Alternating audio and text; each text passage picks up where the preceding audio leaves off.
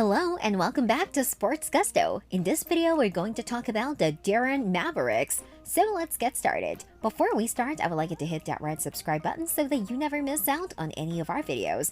The Dallas Mavericks, led by a third-year player, just took the Clippers to 7 games. Now the question is, what's next? Do they trade away Kristaps Porzingis? Can they bring in a big name like Bradley Beal? First, let's go back to 2018. The Mavericks finished with just 24 wins. They were led in scoring by Harrison Barnes and Dennis Smith Jr.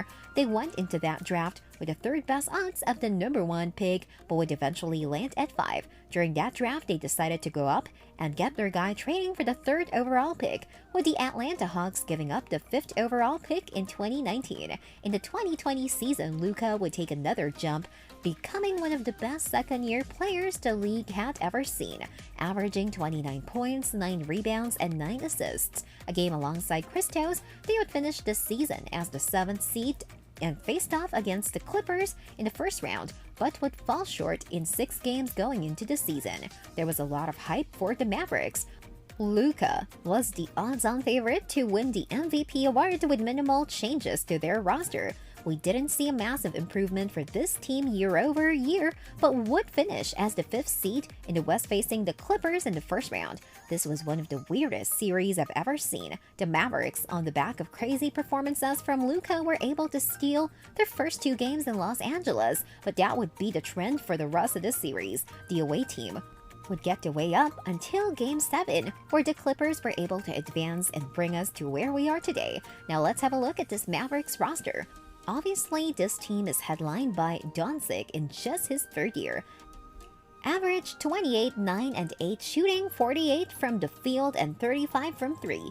He's still going to be on his rookie contract next season, but this team is undoubtedly going to give every dollar possible on his rookie extension, which could probably happen this offseason. Reports have come out that this contract could hit the $40 million mark just 3 years into it, and $46 million in the final year. That's crazy. Then we've got Kristaps Porzingis. Now Porzingis is the exciting part of this team. On the year, he averaged 29 shooting, 38 from 3, but a lot of concerns around him were raised in his most recent series. He averaged 13 points and 5 rebounds, shooting 47 from the field and 30 from 3.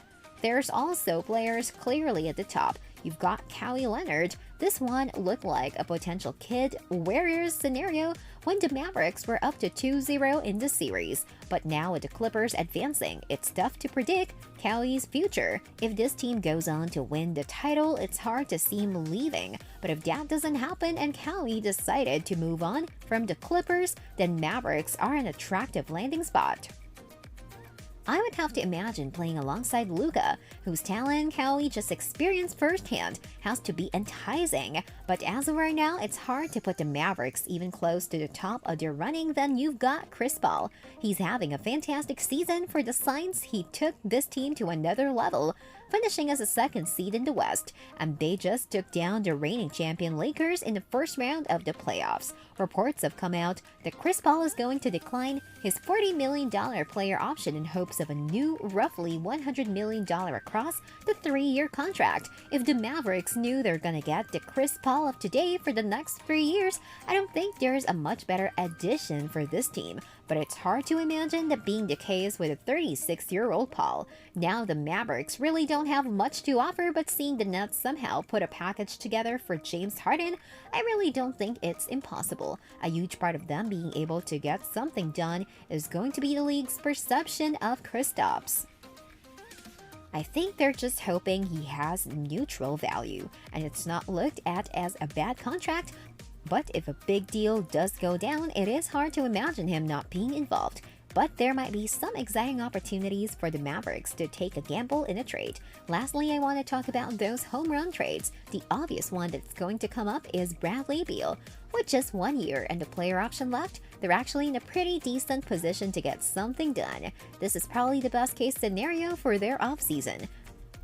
This Mavericks team is going to look very different very soon. If a trade opportunity comes up, They're going to get involved at the least. They need to add some veteran depth. It's going to be fun, but this isn't the only team in a situation like this.